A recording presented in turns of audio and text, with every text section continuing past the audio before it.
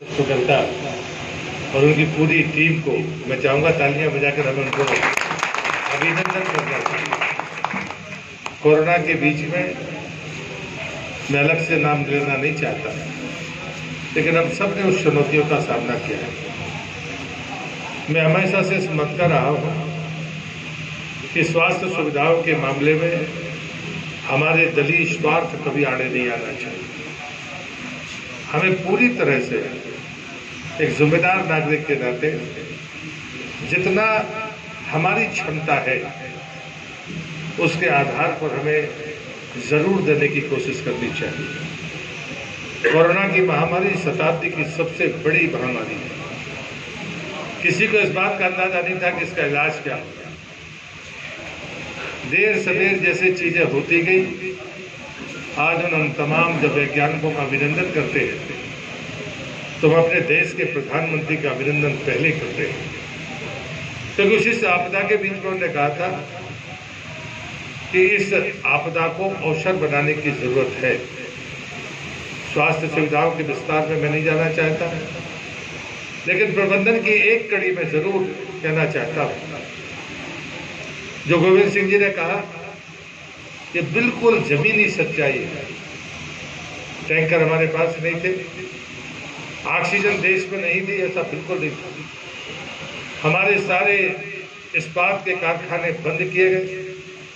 वहां पर जो ऑक्सीजन थी वो रॉ ऑक्सीजन थी, लेकिन ट्रांसपोर्ट करने का कोई साधन हमारे पास नहीं था। भरा हुआ टैंकर हवाई जहाज पर नहीं लाया जा सकता, लेकिन एक दौर आया कि हमारी रेलवे, हमारी ट्रेनें ऑक्सीजन सिलेंडर से भरे हुए ट्रकों को लेकर आती थी, एक स्थान पर उतारती थी और उसके बाद वो जिलों में जाते थे। जैसे ही वो टैंकर खाली होते थे तो हवाई जहाज के द्वारा प्लांट के निकट पहुंचाए जाते थे। ये आम आदमी को पता नहीं, लेकिन आप कल्पना करिए एक तरफ के समय को कैसे सरकार ने बचाया। बाद में यह तय हुआ कि प्लांट लगाई जाएंगे। पहले भारत सरकार ने तय किया कि जितनी भी हमारी कंपनियां हैं, पेट्रोलियम कंपनियां हैं, कि जो लाभ कमाने वाली भारत सरकार की कंपनियां हैं, उसके CSR के पैसे से प्लांट लगाने का फैसला हुआ। बाद में राज्य सरकारों ने भी तय किया। गर्व की बात यह है कि आज दमोह के मुख्यालय पर ऑक्सीजन प्लांट की शुरुआत हुई है।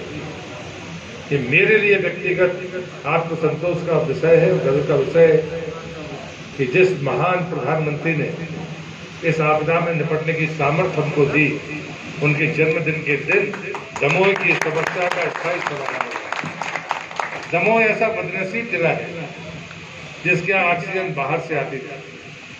पन्ना भले वहां फैक्ट्री के कारण वो ऑक्सीजन उसको मिलती थी, पन्ना जैसे छोटे जिले में ऑक्सीजन उपलब्ध थी उस जिले में, वो दूसरे जिलों को पहुंचा रहेगा।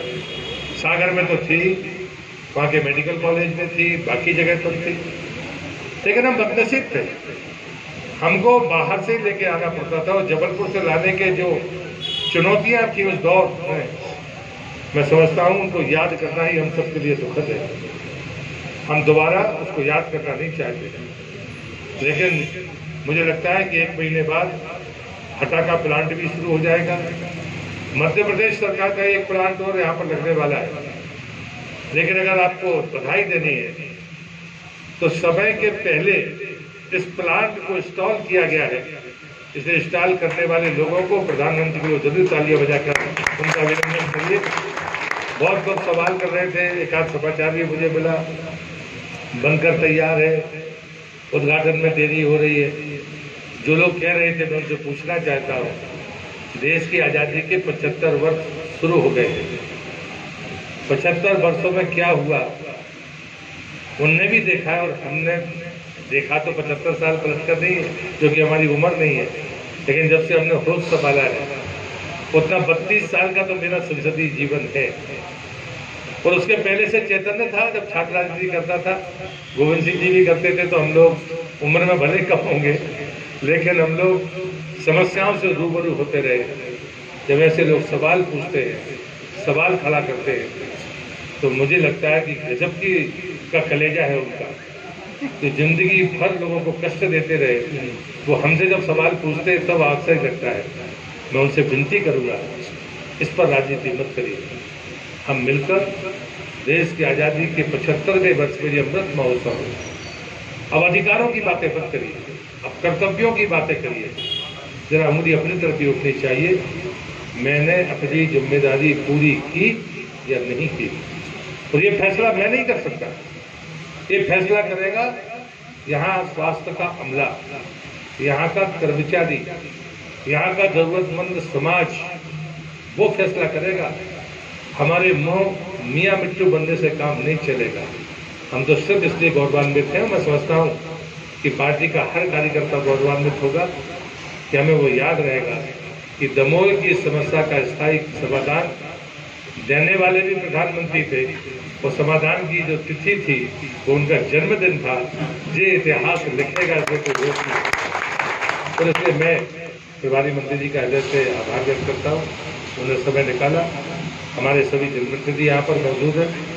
मैं आगे एक बात मैडम ने बताई है दोनों ने, कि यदि यहाँ पर रीफिलिंग करने का एक प्लांट लग जाए, जिसकी कास्ट बहुत ज़्यादा नहीं है, जिला प्रशासन यहाँ बैठा हुआ है, सरकार यहाँ बैठी है, 35 लाख रुपया बहुत बड़ी रकम नहीं है, तो हमें PSCs में भी अगर पहुँचाना पड़ेगा ऑक्सीजन सिलेंडर, तो हमें जबलपुर गाड़ी नहीं भेजना पड़ेगी, तो शायद दोबारा फोटो नहीं छप पाएगी।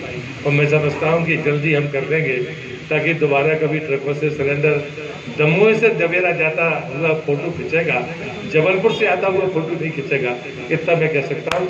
फिर से मैं पूरे स्वास्थ्य विभाग को, और जिनने इंस्टॉल किया, मैं बीच में जब उनके पास आया था, मैं उनको बधाई देता हूँ। उन्होंने जो तिथि दी थी उससे 9 दिन पहले उन्होंने अपना काम पूरा कर दिया था, और सूचित मैडम ने भी मुझे सूचना की थी।